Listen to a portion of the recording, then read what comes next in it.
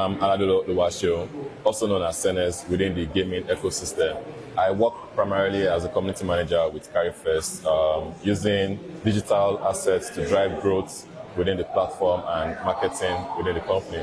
And for the Carry1st Africa Cup, I work as the tournament operations lead. So basically taking care of the player needs and all operations that have to do with, running the tournament from the various regions all the way to the grand finals in Lagos, Nigeria. Okay, so something like this is usually not common in Ghana. What do you think is the reason, and what do you think can be done to change it moving forward? Pique people's interest generally. Yeah, so with us, we generally believe Ghana is really an emerging market, that can challenge, countries like Nigeria, South Africa in the ecosystem. Because one thing I personally know about the Ghana Esports system is that it's a community effort, and you find different organizations working together, collaborating together to make sure they can, build the ecosystem. So one thing that's basically lacking is the awareness. And that's why we've decided, to make sure we put in the effort to collaborate with partners like GHOne TV, try to see how we can get esports to the local TV, to get the local audience and let them see what esports is all about and how, we can grow the economy and, make it much bigger than it is currently. Okay, so far, what would you say has been your biggest hurdle, your biggest challenge since bringing esports or since, organizing esports programs and events here in Ghana? What has been your biggest challenge? The biggest challenge, I would say, is still down to, the basic infrastructure.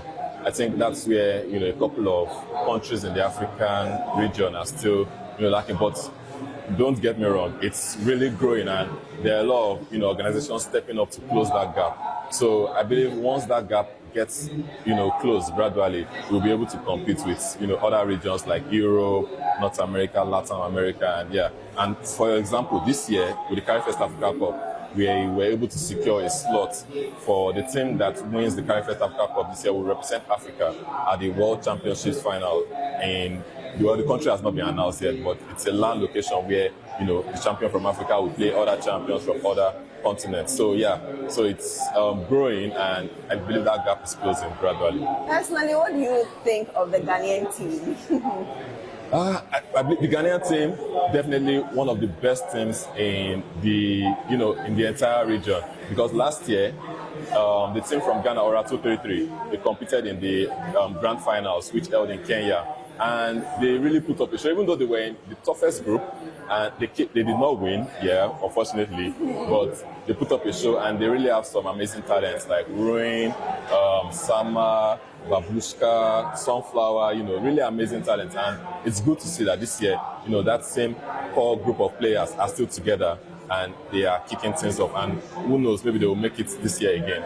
Okay, and then finally, so if you had to pitch to the Ministry of Education, for instance, especially because a lot of young people are usually the ones that engage in these games, and it would be probably beneficial if they started earlier, like in schools with the children and all that.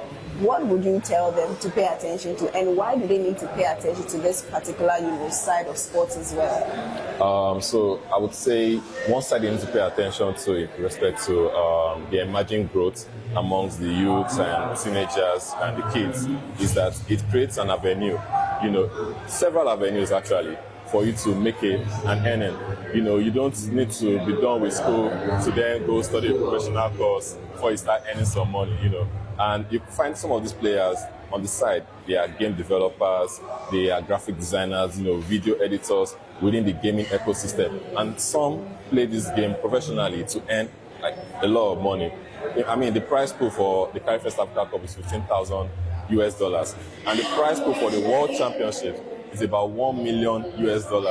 So that's really a lot of money, and most of these events, they get expense paid, trip. I know a couple of players that their parents were really happy to see them fly all the way from Algeria, Morocco to come to Kenya last year. And so once we start showcasing what events like this can do and what's all about, showcasing it on local TV, local media, and digital media also, I think more people will be coming on board. Okay, thank you.